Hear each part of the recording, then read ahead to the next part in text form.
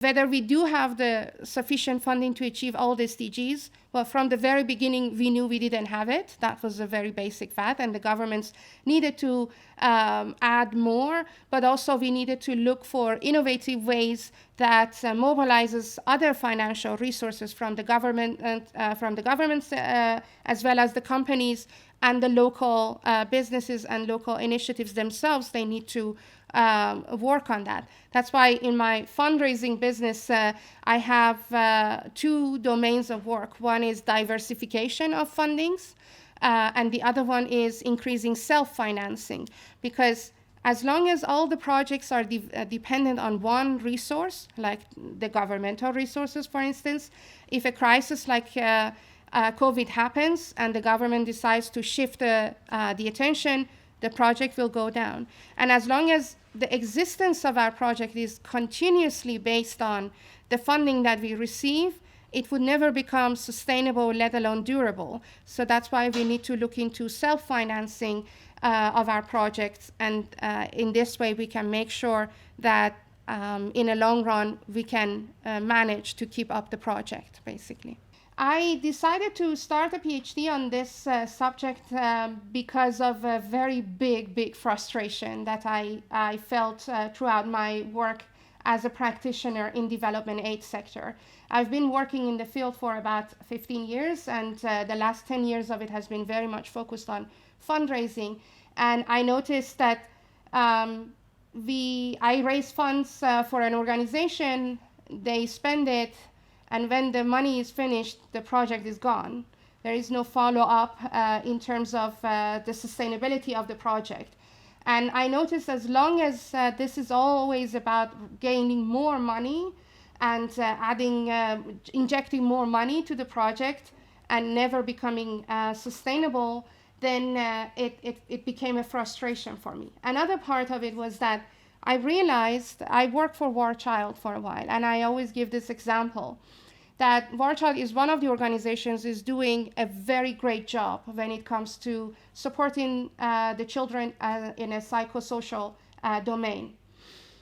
And despite the very great, very efficient, very professional setup that they have, if they want to reach all the children who need their support, they have to do whatever they are doing thousandfold more. Thousandfolds. We don't have the money for that. We don't have the resources for that. We don't have the time for that. So it's not about doing more of what we are doing. It's about doing more on the impact level of what we are doing, scaling the impact of our work.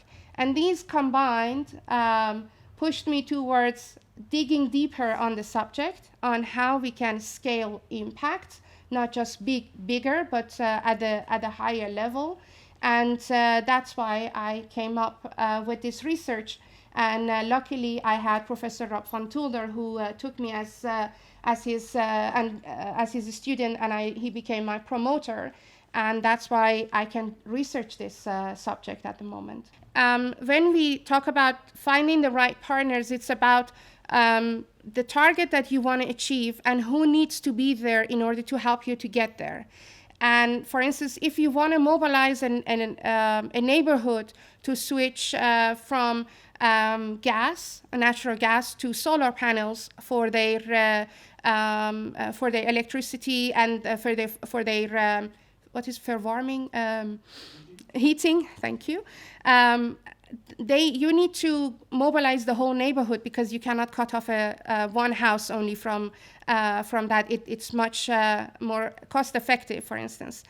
And to mobilize that neighborhood, you need to find the neighbor, for instance, who can talk to everybody else in the row and bring them on board. So that person is one of your partners in that work. And you need to work with the municipalities, of course. You need to work with the companies who are able to offer. So there are ways of identifying who are your partners for a specific project. Partnership Resource Center, where Professor Rob van Tulder is the academic director, they have developed over the years very different tools on partnership development, how to develop it, and how to assess it at a later stage. Memorandum of understanding, when you sign a consortium together, the responsibilities and the commitments are quite clearly stated. And based on that, you would you have built this trust that you're going to work together for the duration of the project. Of course, there is always unforeseen circumstances. I've seen, for instance, in projects, one of the partners goes bankrupt. What do we do for that? And that's where provisions come into place that if this happens, we will do this, and so on and so forth. Yeah. I don't know of a case study because this is my field and I haven't found one. I'm still looking. I have theoretically developed a model on how we can start a project as a Dutch CSO with a local partner and then exit the project in a way that the local partner is in charge and the project stays sustainable. I've done it theoretically, but whether it hasn't been implemented by any actual program. And I hope at the end of my research, the ministry takes the recommendations from this research and applies it to the partnership that it already has at the moment or in the future and test it to see whether it works or not. That theoretical framework that I mentioned is on my LinkedIn. There is an article about it. It's in 8 steps. And if you are interested, I invite you to go and have a look at that one. And I would be happy to further talk about it with you.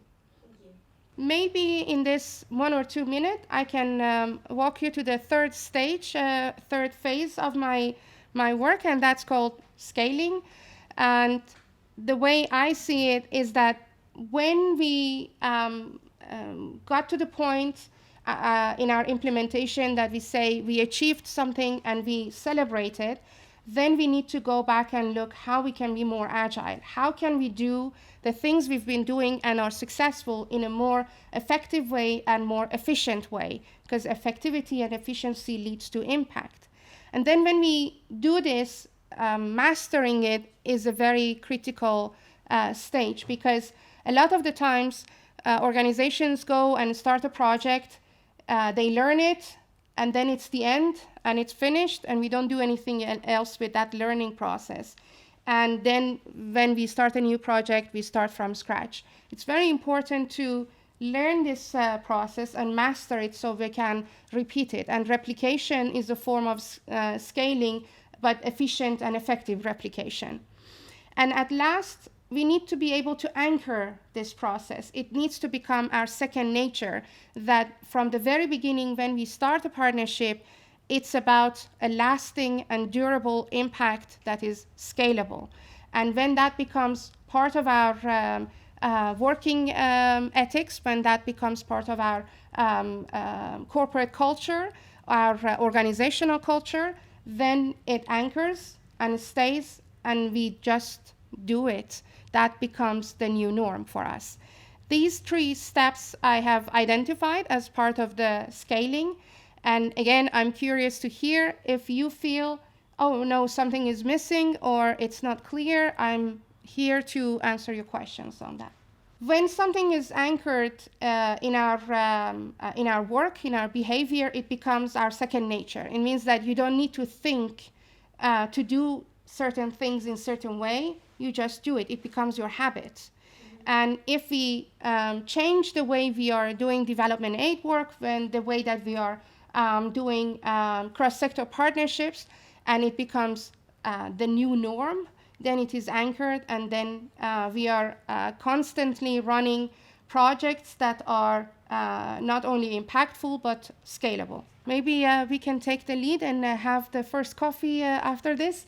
I would be more than happy to be connected with you. My name is Somaya Dehban. At the beginning, I showed it. If it wasn't clear, you can check this out. And I'm on LinkedIn and other platforms, so feel free to connect with me there, and we can move towards a shared dream, hopefully. Thank you.